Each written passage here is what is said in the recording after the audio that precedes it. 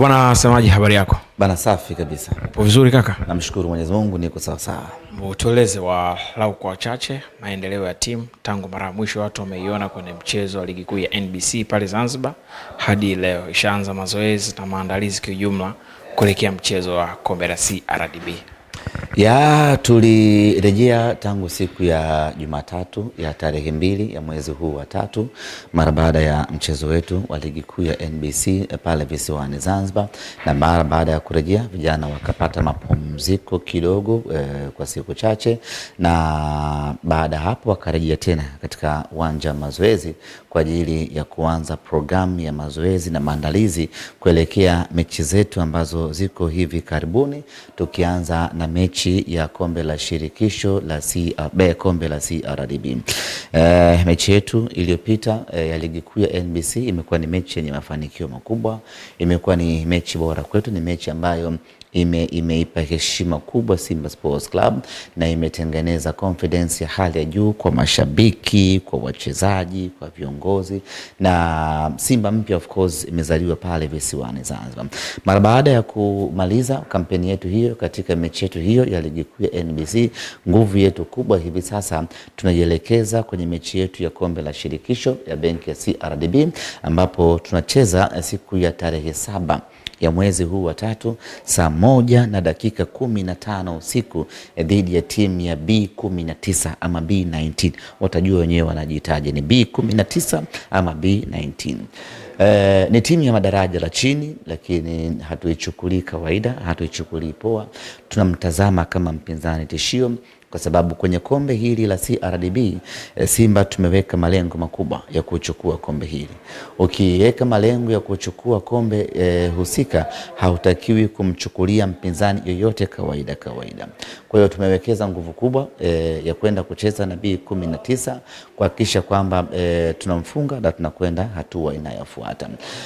Maandalizi tayari yamekwisha anza na tiketi zinaanza kuuzwa kuanzia hivi sasa, na tiketi ni shilingi 5,000 mzunguko na shilingi 10,000 kwa upande wa VIP. Kwa wale mashabiki wetu ambao ni wenyeji na uwanja wa Meja Isamuhyo wanafahamu viingilio vyetu katika uwanja wetu huu wa nyumbani ni 5,000 kwa shilingi 10,000.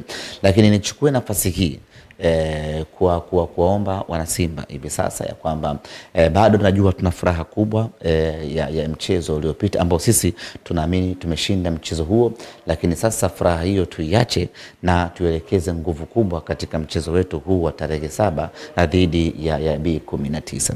Lakini nichukue nafasi hii kuwapongeza mashabiki wa Simba, viongozi na wachezaji kwa kuwa wamoja kwenye mchezo uliopita wa ligi kuu ya NBC, kwa maana mechi ya dabi, kwa kuwa na ushirikiano, kwa kutumia akili kubwa, kwa kutumia nguvu kubwa, kwa kufanya kila kitu kwa ukubwa wake, na hatimaye tukapata matokeo mazuri katika mchezo ule. Sasa kila kitu ambacho tulikitumia katika mchezo ule wa dabi yani huo sasa iwe ndio standard yetu kuelekea katika kila mchezo. Kwa maana yake ni kwamba tunavyokwenda kucheza na B19 tutumie nguvu ile ile, akili ile ile, umoja na mshikamano ule ule kwenda kucheza na B19 sanjari na michezo mingine yote ya ligi kuu, kwa sababu tunahitaji kupata mafanikio msimu huu. Tunahitaji ubingwa wa ligi kuu ya NBC, tunahitaji ubingwa wa kombe la CRDB.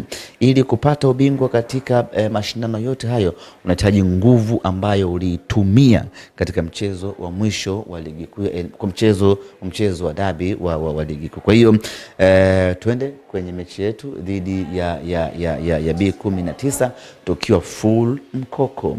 Tusidharau, tusichukulie poa, tusichukulie kawaida. Sisi jukumu letu ni kuwekeza nguvu, twende tukapambane na B19. Baada hapo twende tukaianze safari yetu ya chaka kwa chaka. Sasa Singida, Arusha, Dodoma. Singida, Arusha, Mwanza. Sawa, semaje, tunafahamu michezo mikubwa inapochezwa, michezo kwa tuna uwezo wa kushinda kuliko wao 99%. Ilikuwa sie tuna uwezo wa kushinda kuliko wao. Kama wao kipindi cha kwanza hawakufika golini, walikuwa wanaishia katikati wakipiga mashuti katikati ya uwanja yanapaa juu basi. Kwa hiyo ina maana sisi ndio tulikuwa tunaweza kuifungua ngome yao. Mwanzo nilimwambia mimi Godi yangu, nilimwambia yeye akawa anasema kule Mohamed Hussein atakana nani? Nikamwambia yule Lidisa sio mtu, hamna kitu. Lakini leo hii asubuhi ukimuuliza yule Lidisa anakwambia yule mtu alikuwa anamfanya anavyotaka, anamchukua anaingia kwenye 18 anakutana na kina Baka hao waliokuwa wanawasifia, anafanya anavyotaka.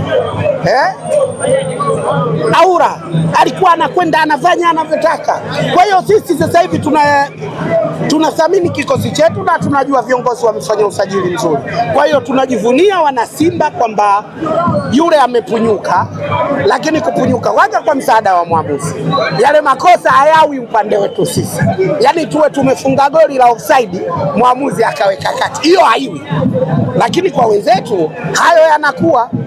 Kwa hiyo ili mpira wetu uendelee, waamuzi kama wale hawafai kuchezesha dabi, na wawe wanachukua hatua kali.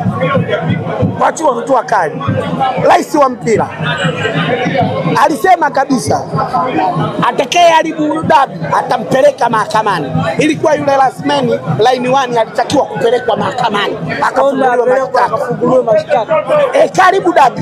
Sisi tulikuwa tushakosa pointi 3 zetu ambazo tulitakiwa tuzipate. Anatusaidia nini sasa? Tulitakiwa tupate goli la wazi. Wewe unaona mpaka wachambuzi wale wasiotupenda wanakuambia kwamba lile goli la wazi 100% hakukuwa na offside. Kwa sababu walikuwa mengi wanaongea, mara kashika, watu wanaangalia marudio, aloshika yuko wapi? Mara offside iko wapi? Kwa hiyo haikuwa offside. Kwa hiyo tukiwa tunaendelea sema ndio sisi tumekuwa manguli wa mpira. Tumekuwa watu tunaopenda mpira lakini tunathamini matokeo ya mpira. Ndio maana hatuna vurugu. Angefanyiwa yeye vile Ngobwe, amani ingeharibika kwenye nchi. Kweli nakwambia. Lakini sisi wala hatuna shida, lakini yale mambo yanatakiwa yakemewe. Mtu anayotakiwa kushinda kwa maarifa yake basi ashinde.